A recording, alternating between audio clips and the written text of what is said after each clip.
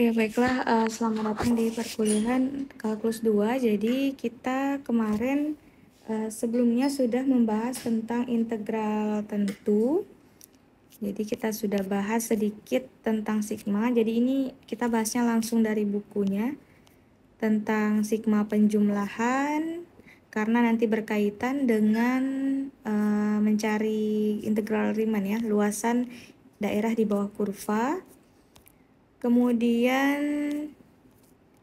di sini kemarin juga kita sudah bahas tentang jumlahan Riemann, tahapannya seperti apa, jadi membagi partisinya, menghitung lebar selang subintervalnya, kemudian menentukan titik sampelnya, kemudian apalagi mencari Riemann-nya.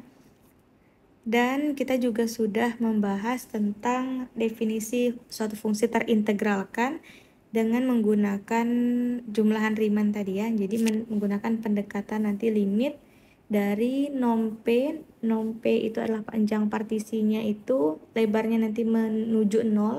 Artinya untuk selang yang sangat sempit sekali, sangat kecil sekali, maka kita jumlahkan nanti luasan ini ya, luas dari persegi panjang yang ada di bawah kurva berdasarkan nanti partisi-partisinya. Kemudian juga, nah ini adalah ada beberapa teorema tentang teorema terintegralkan. Kemudian juga ini juga sudah kita bahas ya, bagaimana cara menghitung integral tentu dengan menggunakan definisi tadi. Jadi di partisi menjadi n subinterval, kemudian kita hitung lebar selangnya, kemudian setelah itu kita tentukan titik sampelnya, kemudian kita hitung x0-nya berapa, x1 berapa, sampai xn-nya berapa. Kemudian kita, karena sudah diketahui fx-nya, maka kita bisa ketahui juga fxi-nya, di mana xi-nya ini bisa di ujung kanan gitu ya, karena kita ambil titik sampelnya x bar i-nya sama dengan xi. Kemudian setelah itu kita hitung sigma penjumlahan dari luasan si persegi panjangnya tadi, sehingga kita masih mendapatkan suatu fungsi yang masih ada n-nya, dimana n itu nanti banyaknya subintervalnya.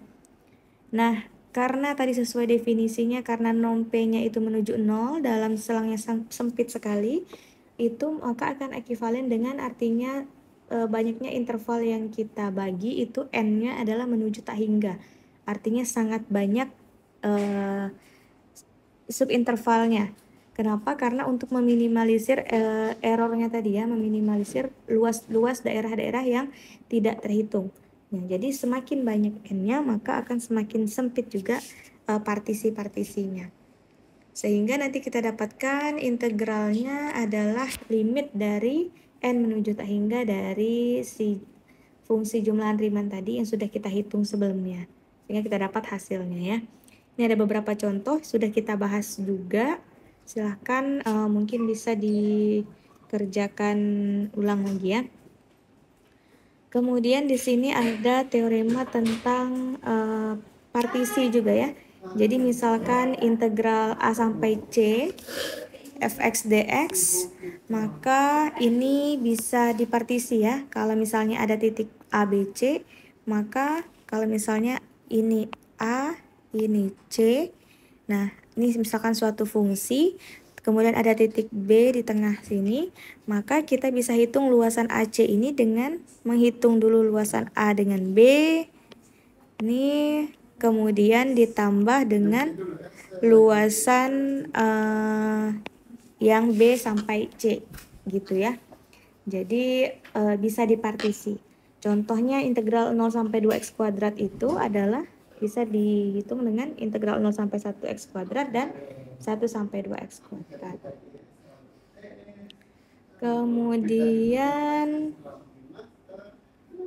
Kemudian di sini, nah yang akan kita bahas sebenarnya intinya pada video ini adalah tentang teorema fundamental kalkulus.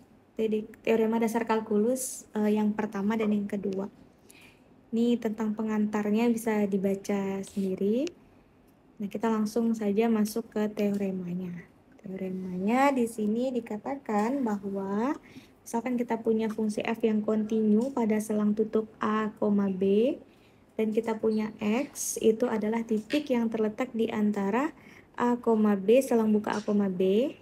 Maka, silahkan dibayangkan ya. Misalnya kita punya fungsi f kontinu selang tutup a, b, x-nya itu di antara a, b ya, bukan di ujung-ujungnya karena dia selang buka. Nah, selang buka maka turunan dari integral itu adalah fungsi itu sendiri gitu ya. Simpelnya seperti itu. Tapi tidak sesimpel itu gitu ya. Jadi d per dx atau turunan dari integral a sampai x ft dt itu adalah fx. Seperti itu. Ini adalah sketsa untuk membuktikannya. Bagaimana cara membuktikannya? Kita skip saja bagian pembuktiannya. Kita akan bahas lebih ke teorema-teoremanya. Kemudian ada teorema perbandingan yang kedua. Misalnya kita punya fungsi f dan g terintegralkan. Nah, ingat ya, definisi terintegralkan sudah kita bahas pada pertemuan sebelumnya. Terintegralkan pada selang tutup a, b jika fx kecil sama dengan gx untuk semua x di a, b, maka luasan si fungsi f ini pasti akan lebih kecil dari luasan si g. Nah, kita lihat ilustrasinya di gambar 5 ini ya. Misalkan si yang warna biru ini adalah fx, y sama dengan fx. Maka arsiran biru adalah, ini kita menghitung integral dari fx gitu ya, a sampai b di selang yang sama. Kemudian kita punya gx, y sama dengan gx, yang gx ini lebih besar daripada fx atau R2 di gambar ini. Maka kita bisa tuliskan di sini integral a sampai b juga gx dx gitu ya, ini dx juga. Nah, maka pasti nilai integral si gx ini akan lebih besar karena fungsi luasannya lebih besar dibandingkan si fx. Oke, seperti itu. Ini juga sudah ada pembuktiannya ya. Kemudian ini tentang keterbatasan. Nah, ini yang juga penting ya. Yang penting adalah sebenarnya sifat dari integral tentu, linearitas dari integral tentu. Misalkan kita punya f dan g terintegralkan pada selang tutup a, b, k-nya konstan, maka perkalian antara konstanta dan fungsinya dan penjumlahan antara kedua fungsi tersebut juga terintegralkan. Jadi kalau misalnya f-nya terintegralkan, g terintegralkan, kemudian ada suatu konstanta k, maka kalau kita kalikan fungsinya, maka juga terintegralkan. Kita jumlahkan juga jumlahannya terintegralkan, kita kurangkan juga pengurangannya terintegralkan. Buktinya di sini sudah sudah lengkap ya buktinya, silahkan dicoba sendiri.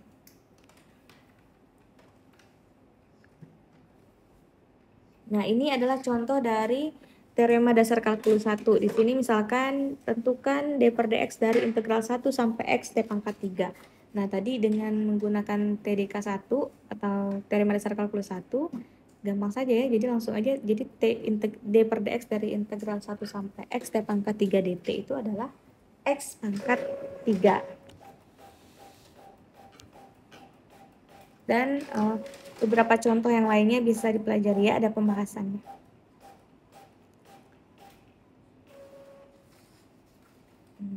Oke, kemudian nah di sini sangat banyak latihannya yang bisa kalian coba ya. Ada beberapa, ada 64 soal. Nah, kita lanjut lagi ke teorema dasar kalkulus 2. Jadi tadi kalau first fundamental theorem, ini adalah the second fundamental theorem atau teorema dasar kalkulus 2. Bunyinya seperti apa? Sama, syaratnya f-nya itu harus kontinu pada selang tutup a, b, kontinu dan terintegralkan ya. Akibatnya terintegralkan pada a, b, dan f besar itu adalah anti turunan dari f pada selang tutup a, b. Jadi teorema dasar kalkulus 2 ini mengaitkan juga terintegral, fungsi yang terintegralkan dan anti turunan. Antiturunan sudah kita bahas di pertemuan pertama. Nah, maka integral A sampai B fx dx itu adalah antiturunan dari si B dikurang antiturunan pada A, batas A. Jadi integral A sampai B fx dx itu adalah f besar B dikurang f besar A.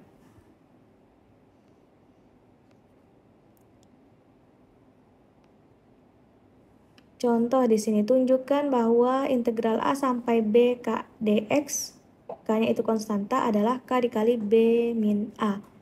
Ini kalau misalkan kita kerjakan ya, ini kan integral A sampai B K dx, maka ini adalah integral K dikali X gitu ya, A, B.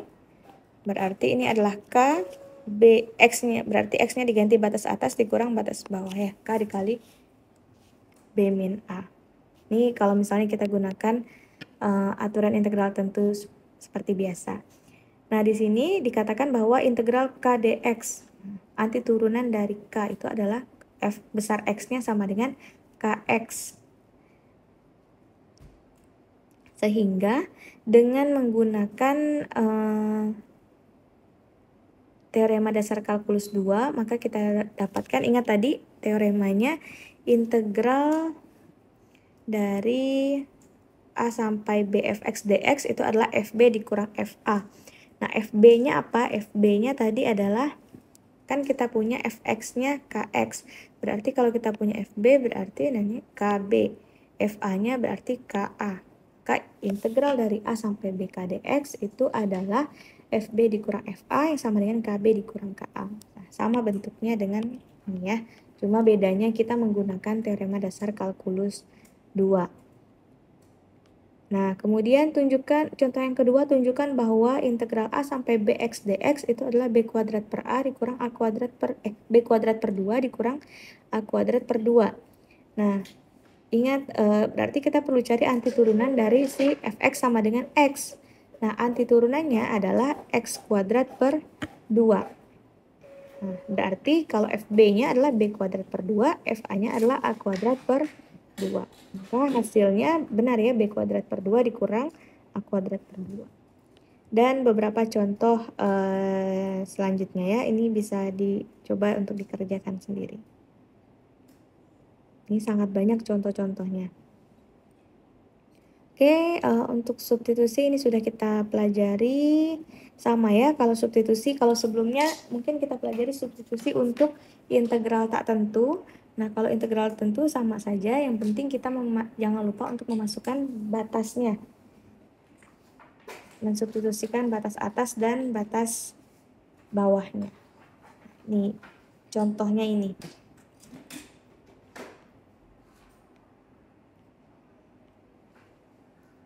Nah, di bagian teorema dasar kalkulus 2 ini juga sangat banyak latihan-latihan soalnya yang bisa kalian coba untuk kerjakan ya, untuk memantapkan lagi konsepnya. Oke, saya kira untuk materi teorema dasar kalkulus 1 dan 2-nya cukup sampai di sini. Silahkan, yang pastinya penjelasan ini sangat singkat yang saya berikan di video ini. Yang pasti kalian akan bisa mengerjakannya ketika kalian banyak latihan soal. Dan di buku ini, buku kalkulus ini sudah sangat lengkap ya. Latihan soalnya sudah sangat banyak. Jadi harusnya bisa dikerjakan. Seperti itu. Oke, saya akhiri untuk pembelajaran tentang teorema dasar kalkulus 1 dan 2. Semoga bisa dipahami. Terima kasih.